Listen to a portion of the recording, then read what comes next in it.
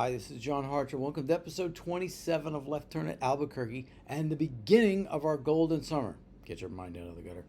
We'll be tackling the last of the big Looney Tunes collections, the golden collections, which were actually the first on DVD.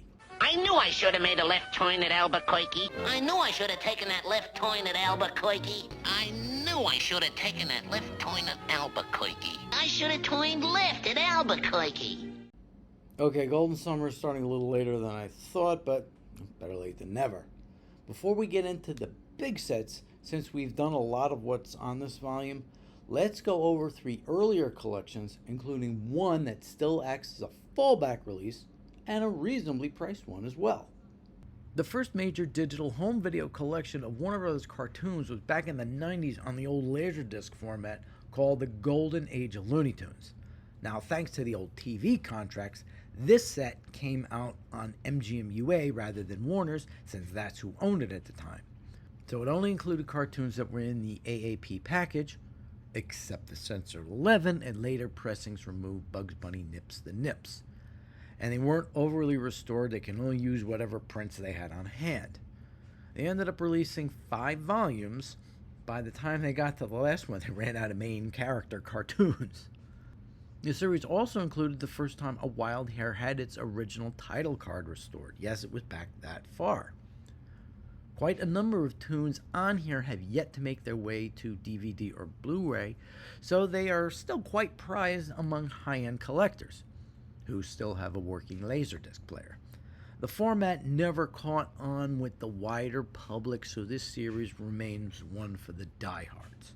Now, Warner's did end up putting out its own series of Laserdiscs under the name Authentic and Original Looney Tunes Cartoons. These came from the August 1948 and later network and syndicated shorts. You can see a number of them here. Again, it wasn't comprehensive. It was just kind of like the same ideas with the VHS tapes. Just put a bunch of things out so people could get a hold of them.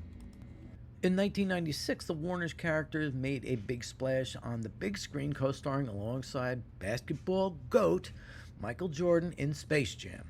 As part of the extensive marketing campaign for it, Warner's put out a series of VHS tapes under the title Stars of Space Jam. It had a series of 5 tapes with 6 cartoons on each. One for Bugs Bunny, Daffy Duck, Sylvester and Tweety, Roadrunner and Coyote, and the Tasmanian Devil.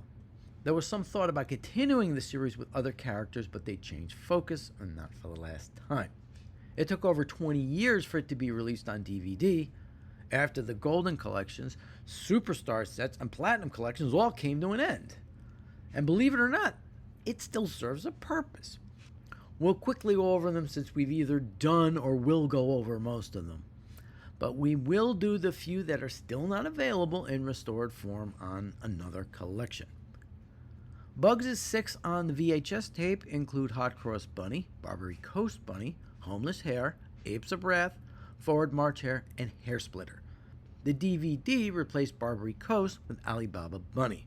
We've talked about all of them except for a brief mention of Homeless Hare and Forward March Hare, but they're both on the Goldens, so we'll talk about them eventually. Also, interestingly, as we've discussed, Apes of Wrath is restored and in the proper aspect ratio, unlike the Superstars version. For Daffy, they had full coverage of The High and the Flighty, Person to Bunny, Holiday for Drumsticks, Stupor Duck, and Boston Quackie. The DVD swapped drumsticks for Daffy Duck Slept Here. We've done all but Stupor Duck and Daffy Duck Slept Here, but they're on the Goldens, and as we've mentioned many times, Boston Quackie is still stranded outside of a collection. I thought it'd be a great choice for Collector's Vault Volume 1, but not yet. So for now, let's get this over with. Boston Quackie was released on June 22, 1957, directed by Robert McKimson and written by Ted Pierce. It's a spoof of the old Boston Blackie series of pulps and B-movies. Quackie and his girl Mary are in Paris when Inspector Faraway, played by Porky Pig, gives him a job to protect a secret briefcase. But the man in the green hat swipes it and boards a terror train, leaving Blackie by himself to get it back. Channel 5 would cut out the intro to the train sequence, I guess, for this. There is a restored version that's out there that was on Max, but we're just waiting for the home video release. finally. The Sylvester and Tweety set, like the remaining two, had the same cartoons on VHS and DVD. We recapped this in episode 23 for the feline. We've done Canary Row. We'll be doing Putty Tat Trouble. We just did Snow Business. We've also done Sandy Claus. The final two haven't been released in restored form on digital home video, so we'll go ahead and do them here and hope they end up on Collector's Vault Volume 2 or 3. Both were directed by Freeling and written by Foster. Surprise! Tree Corner Tweety came out on May 19, 1956. It's a spoof of Dragnet with a little naked city thrown in. This is the city. 3 million people. 300,000 putty tats. It's a series of vignettes of Sylvester's attempts to get the bird in various locales. Tweety using the spoons as snowshoes was used a few other times. This one was on the networks. The other one, Tweet Zoo, was released on January 12th, 1957. It's sort of a redo of Tweety's Circus that we just did on Collector's Vault Volume 1. Tweety's an attraction, and Sylvester chases him all over the place, encountering many of the other animals. This little bit here was a bumper on CBS.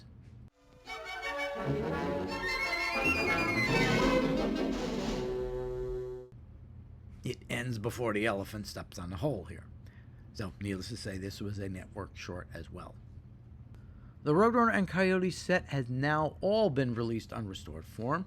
We just did Gee Whiz and Zoom and Board last time out. Fast and Furious we did way back in episode 2. Zip and Snort was originally unrestored on the DVD, but we got it on disc 1 of Collector's Vault Volume 1. Hook, Line, and Stinker will be doing on one of the Goldens. It's also part of the John Siegley 6, and it's the one with the Dennis the Menace music. R.I.P. again to Jay North. And Hot Rod and Reel was restored on Collector's Choice, Volume 1. The last volume for Taz was all taken care of on Platinum Collection Volume 1. The 5 theatrical cartoons were all on Disc 2 and restored, and the Fright Before Christmas was on the bonus disc, though this version contains the bumpers from the Bugs Bunny's Looney Christmas Tale special. They all ended up being released as separate DVDs, but they also released one with all 30 cartoons on one disc. I got mine for $11.99, an absolute steal. So until we get the last remaining shorts taken care of, I can definitely recommend this as a fine placeholder. Now, what did they replace Stars of Space Jam with? Something called Looney Tunes Presents.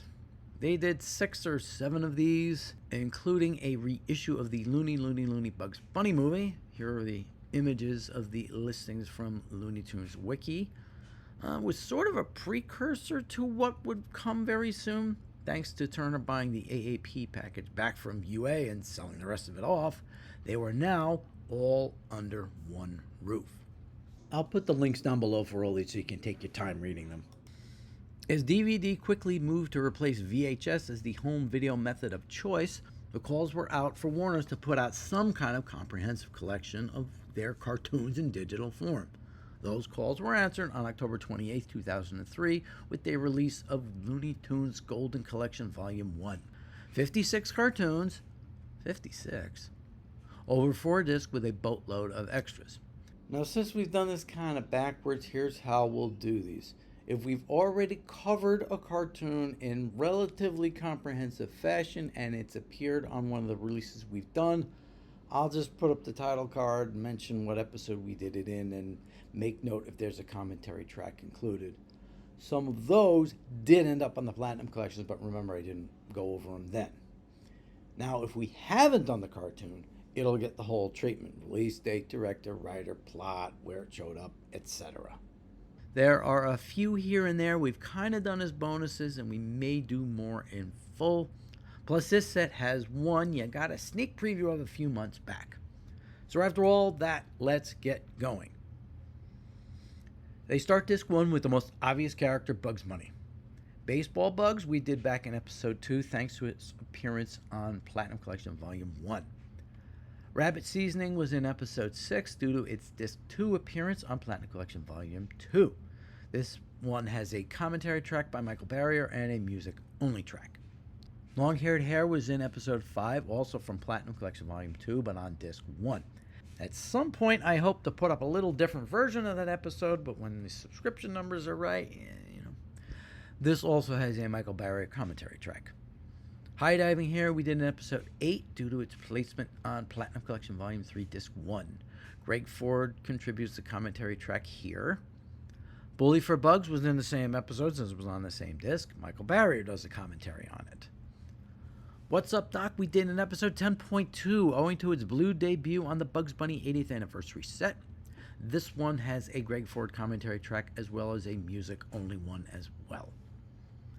Now, the next two we did as additions to the Bugs Bunny 80th set, but this is their proper first home. In this case, we'll take the segments from episode 10.2 and add them here. Maybe add a couple bits in here and there. First is Rabbit's Kin, released on November 15, 1952, directed by Robert McKimson and written by Ted Pierce. Bugs and a little brown rabbit run into Pete Puma. That's all that needs to be said. One of McKimson's best tunes, he normally had Bugs go up against some one-off character, but Stan Freberg's Pete made such an impression in his only appearance, we'd imitate him all the time in high school, especially Pete's last lines. By the way, how many lumps do you want? Oh, better give me a lot of lumps. A whole lot of lumps. Oh, no, you don't. I'll help myself. Now, Stan does the commentary track here, where he basically just does Pete Puma imitations throughout the commentary. There is also a music-only track. Water, Water, Every Hare was released on April 19, 1952, directed by Chuck Jones and written by Michael Maltese.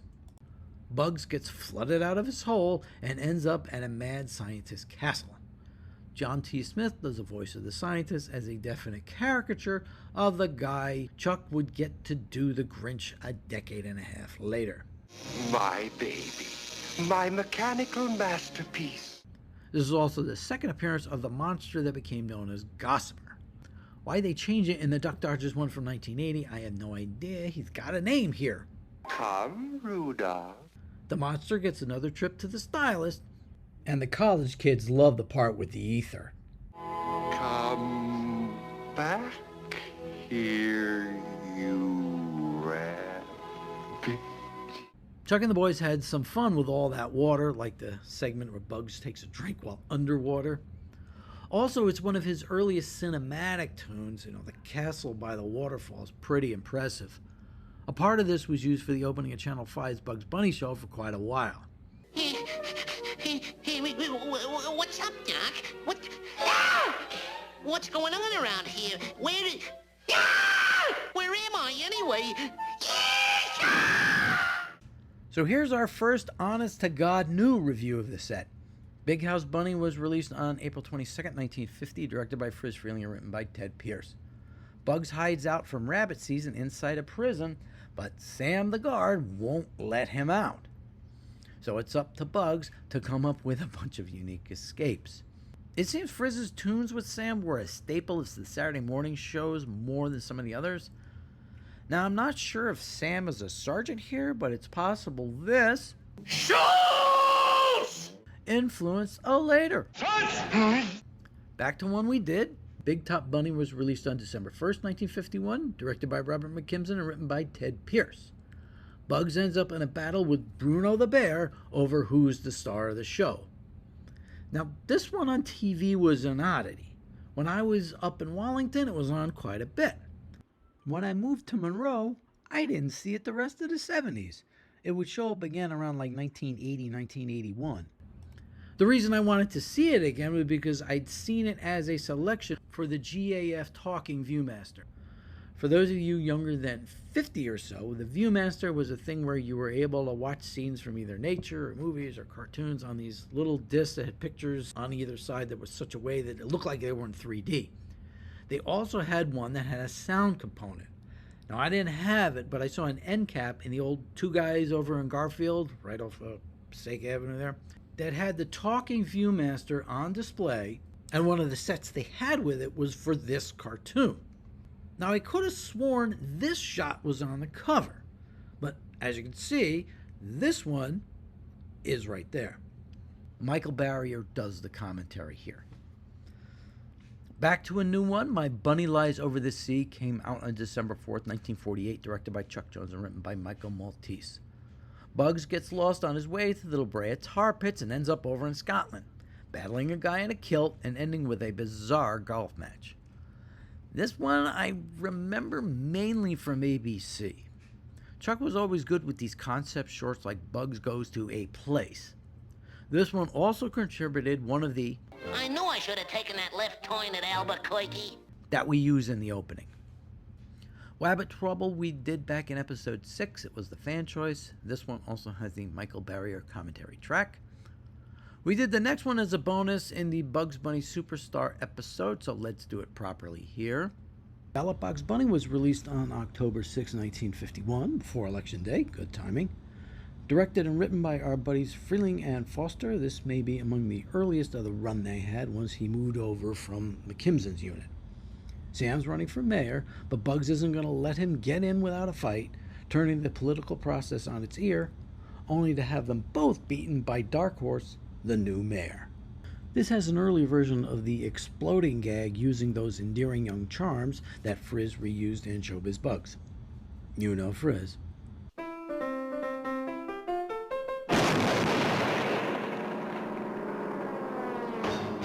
A Saturday morning staple on CBS and ABC, it later had its ending cut when the two play Russian roulette. But it's intact in the current Boomerang rotation. Here's hoping for a placement on Collector's Vault Volume 2, or maybe Volume 3. This one could really use the blue upgrade.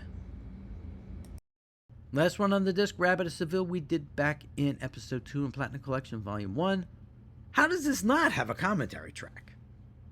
Bonuses on the disc include the greeting from Chuck Jones himself, the Behind the Tunes featurettes on Bugs, Elmer, and Yosemite Sam, Part 1 of The Boys from Termite Terrace, the whole crew who created the Warner's tunes, the animated segments from Two Guys from Texas and My Dream Is Yours, 2 trailers from a couple of compilation films from the 50s, the framing sequences and recording sessions from the Bugs Bunny show from the 1960s, and Blooper Bunny, Bugs' 51st and a half anniversary from 1991, but not released until 1997. Greg Ford does a director's commentary. Disc 2 highlights the other 2 big stars in the world of Warner Brothers Animation, Porky Pig and Daffy Duck. Michael Barrier does any commentaries on this disc. Duck Amuck we did in Episode 2 from Platinum Collection Volume 1. It has a commentary and a music-only track included. Dough for the Dodo was released on September 3rd, 1949. This one's a color remake of the Bob Clampett classic Porky in Wacky Land by an uncredited Frizz Freeling and Ted Pierce. There's barely any credits on this thing for that matter. Mel and Carl are the only ones mentioned. It reuses the original cells from the cartoons, refines some of the gags and waters down others. This was a TBS staple that popped up on Channel 5 too and later ended up on ABC. Most of the other Warner's remakes copied the original versions, but at least reanimated them. But I guess they figured they couldn't out-crazy Clampett. Drip Along Daffy was done in Episode 6 in the Nasty Canasta section. The commentary track is where I learned what Old Panther is supposed to stand for. Don't ask. There's also a music-only track. Scaredy Cat was also in Episode 2 from Disc 1 on Platinum Collection Volume 1.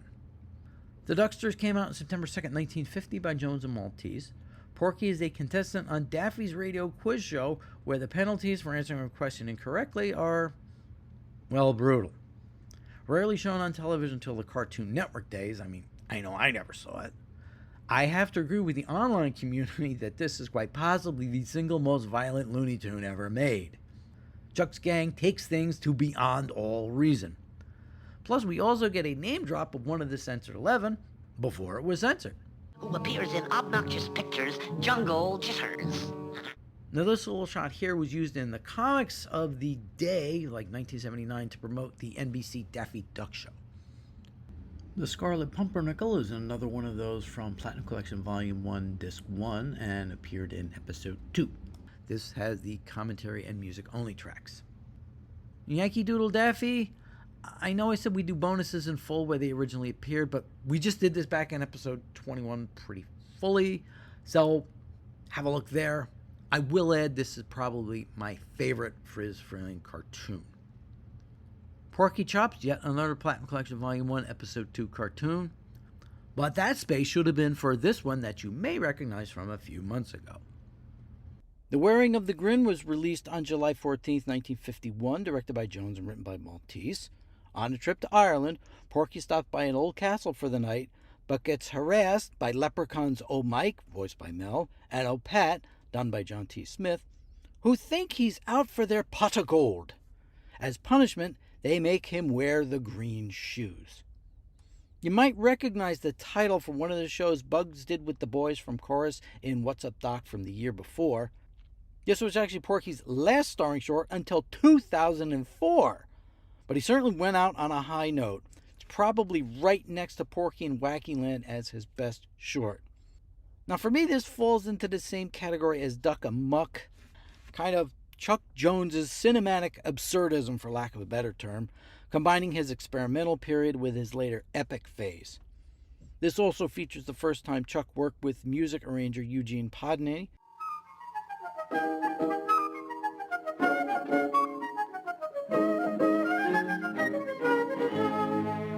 who later worked with him over at MGM, as well as on a little TV show that they play quite a bit towards the end of every year. I'm not even going to chance the copyright strike. Now, how has this not gotten a Blu-ray upgrade yet? I mean, we got Porky Chops on Platinum Collection Volume 1 instead of this. Oh, hopefully that gets fixed very soon. By the way, Michael Barrier made a point in the commentary you don't normally think about. Bugs and Daffy, a great combo. Porky and Daffy, a great combo. Bugs and Porky just doesn't work. It never happened except for a corny concerto and any Bonds today. Deduce You Say we did in episode 5 with it being on Platinum Collection Volume 2, Disc 1. Boobs in the Woods we did back in episode 22 with its reappearance on the Hilarious Ham DVD. Why the repeat? I still have no idea. Golden Yeggs came out on August 5th, 1950, directed by Friz Freleng and written by Ted Pierce. Daffy is the duck on Porky's farm who is said to have laid golden eggs. When Gangster Rocky hears about it, he kidnaps him and wants the eggs for himself. A little out of the ordinary for Friz, but overall a decent cartoon. This was the actual first appearance of Rocky. I know I said Catty Corner was first, but that was second, and Bugs and Thugs was third. Rabbit Fire we did in episode 6, the whole hunting trilogy is there. But why is this on disc 2 and the second part of the trilogy on disc 1? This has a music-only track. Could have used a real commentary. Duck Dodgers in the 24th and a half century we did in episode 3 along with all the other Marvin the Martian shorts and has a commentary as well. Bonuses include the Behind the Tunes featurettes on Daffy, Porky, and one specifically for their team-ups, plus part 2 of the Boys from Termite Terrace feature. Disc 3 is a mix of Bugs Bunny cartoons along with other characters. It's all Chuck Jones, with the last 2 being from Bob Clampett. Elmer's Candid Camera is another one we did in episode 6 with all the lead-ups to Bugs. Bugs Bunny and the Three Bears was on Blu-ray on the Bugs Bunny 80th set, so we did it in episode 10.1. This one here has a Stan Freberg commentary track, though Kent Rogers did Junior here. Stan did him in the later ones. Fast and Furious we did in episode 2, since it's from Platinum Collection Volume 1. This also has a Michael Barrier commentary track. Hair Raising Hare we did back in episode 8 with its appearance on Platinum Collection Volume 3, Disc 1. I think we mentioned there that both Michael Barrier and Greg Vore do separate commentaries. The Awful Orphan was released on January 29, 1949. If it's Jones, it's likely to be Maltese, right? Charlie Dog tries to find a home and sneaks his way into Porky's apartment. Then he has to find a way to stay in. This is pretty much a reworking of Little Orphan Airedale, as well as Porky's Pooch. Porky's normally such a reserved character. It's interesting to see him totally lose it in this one. This and Often an Orphan need the blue upgrade for Charlie Dog to be completely on blue, so hopefully they're coming soon. Haredevil Hare is from Platinum Collection Volume 1, Disc 2 with the Marvin, so it's another episode 3. This one also has a commentary. For Sentimental Reasons was done in both Episode 2 for Platinum Collection Volume 1 and Episode 19 on the Pepe Le Pew Superstars disc. This has the commentary as well. Frigid Hare came out on October 1st, 1949 by our usual duo for most of the disc. Bugs and the Penguin, in his first appearance, are on the run from a goofy Eskimo.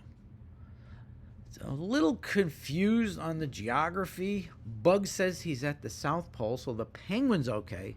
But the Eskimo and the lights at the end kind of really belong at the North Pole. I know there are Southern Lights, but they're not as well known as the Northern Lights.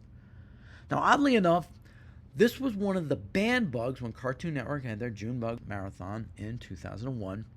Yet 2 years later, it's on this set. Warner's actually had the whole tune up on their channel a few months back, and it's been on MeTV and MeTV Tunes. A bit of news on that front at the end of the episode.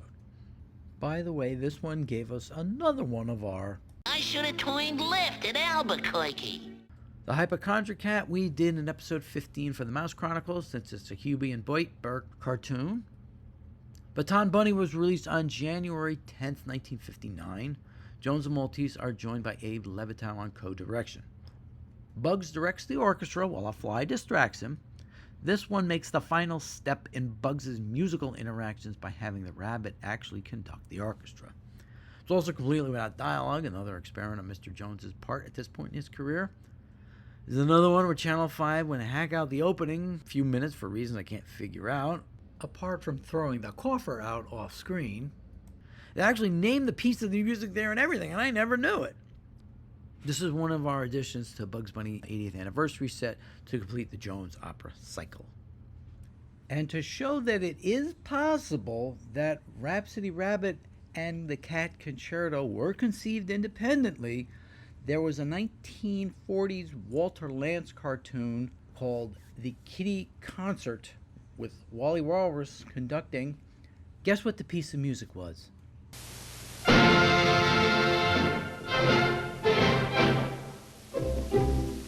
And notice where this comes from. Like I said, more news on that at the end.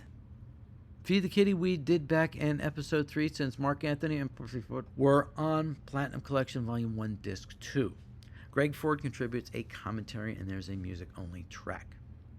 Don't Give Up the Sheep came out on January 3rd, 1953 by Jones and Maltese. From dawn till dusk, a sheepdog and wolf punch in and out while battling over a flock of sheep. Sam the sheepdog and Wiley's cousin Ralph, as good an explanation as any for the similarity of their appearances. They make their debuts here, only Sam is Ralph this time out. Hello, Ralph. Hello, Fred. And Ralph isn't named. I guess Chuck and Mike had some leftover ideas for the Roadrunner cartoons and couldn't get them to fit in, so the time clock was a great idea. I'll go over this in full like we've been doing once we get the blue upgrade of this. The last two on the disc are by Clampett, and we've done both, and in the same episode as well. Bugs Bunny Gets the Boyd was with all the Beaky Buzzard shorts, and Tortoise Wins by a Hair was with the other two Cecil Turtles on Platinum Collection Volume 2, Disc 2, which we covered in Episode 6. Bonuses include the Behind the Tunes featurettes on the Roadrunner, Mel Blanc and Carl Stalling. The hour-long tune has the Lost Cartoons from Cartoon Network, which is also on Platinum Collection Volume 2, and schematics from a couple of the tunes, Hair Raising Hare and Hypochondriac Cat. Disc 4 is pretty much the same idea as Disc 3, just a little lighter on the Bugs Bunny. This one has the most cartoons we haven't covered yet. Canary Row we did back in Episode 9 thanks to its appearance on Platinum Collection Volume 3, Disc 2. Bunker Hill Bunny was released on September 23, 1950, directed by Friz Freleng, as were all of the first 9 on this disc, and written by Ted Pierce. Bugs battles Sam the Hessian during the Revolution as they trade forts back and forth. This is probably my favorite of the Bugs and Sams that take place in various different times. There's plenty of great gags with the cannons. Now, the final little scene here was a stinger for the CBS Saturday morning show.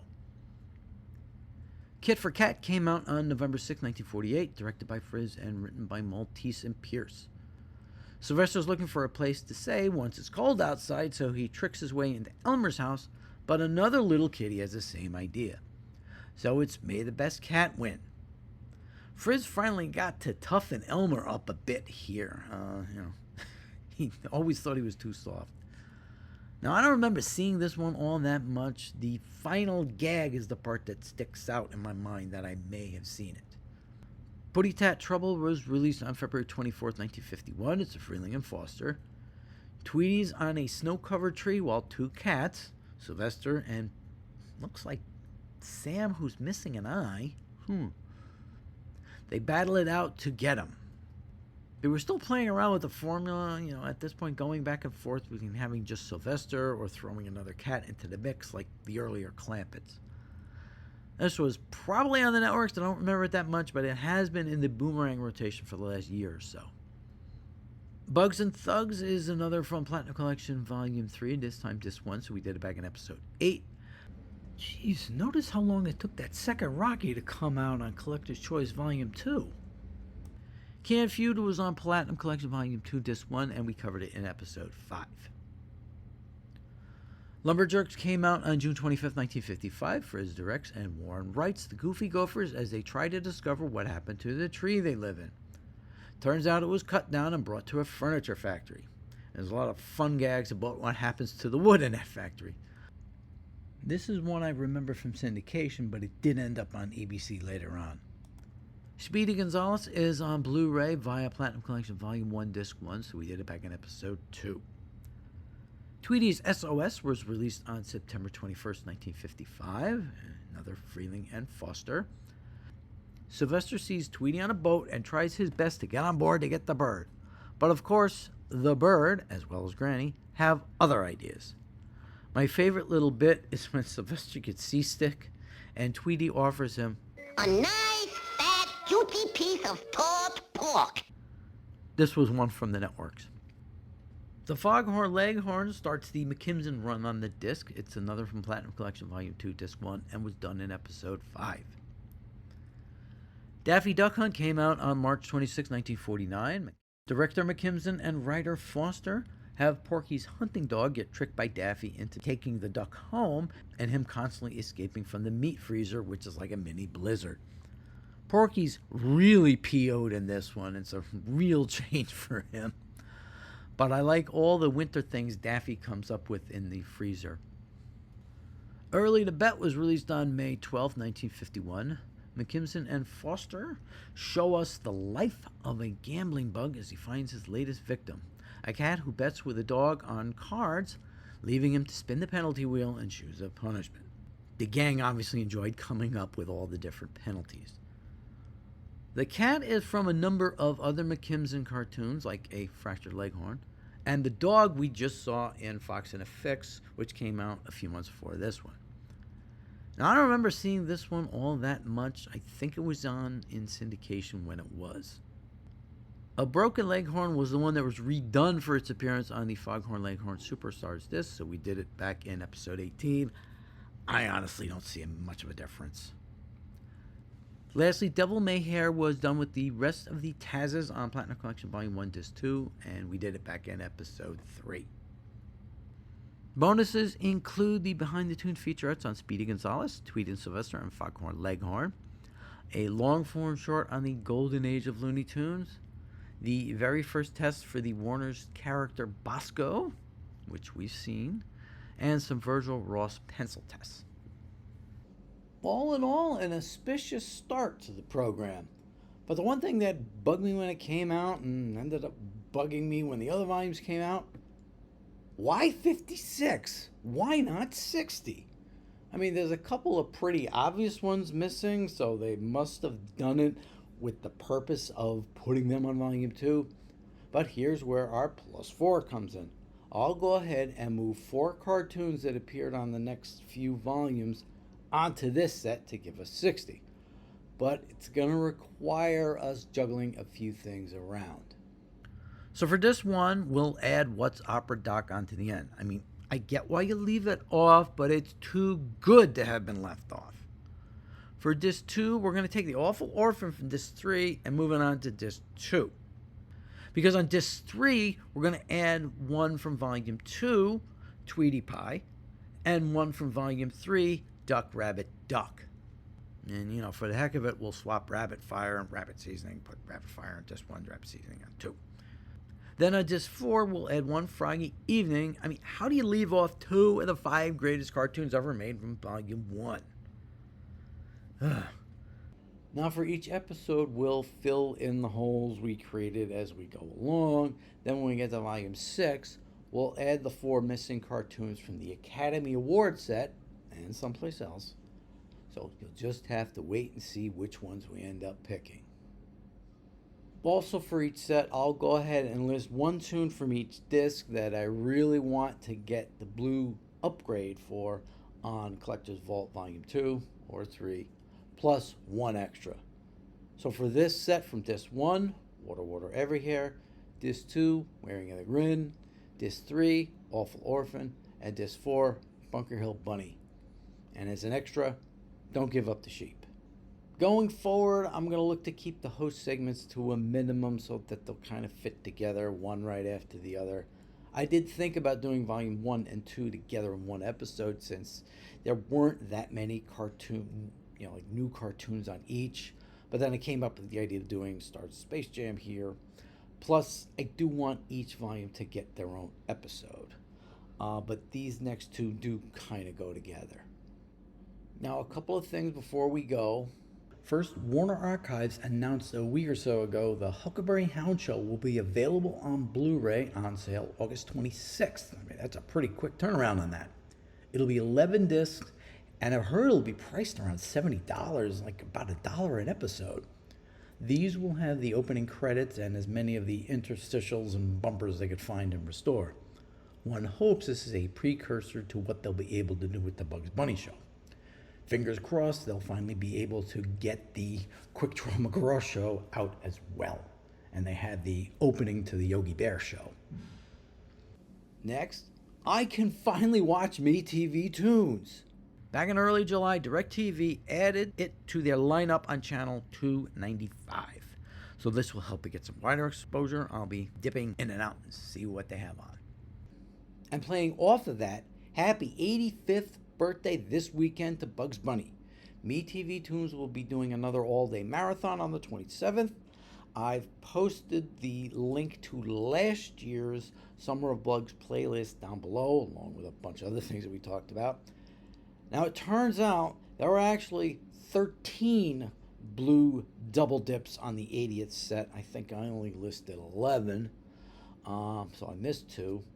Now, since I added Bully for Bugs to make 14, to make 15, I would go ahead and swap out Backwoods Bunny for Alibaba Bunny. Pappy and Elvis would be just fine on a collector's choice volume. Next time, it's on a Golden Collection Volume 2, and a lot of the cartoons we expected to be on Volume 1. Have to think they planned it that way. I'm John Hartard. Thanks for watching.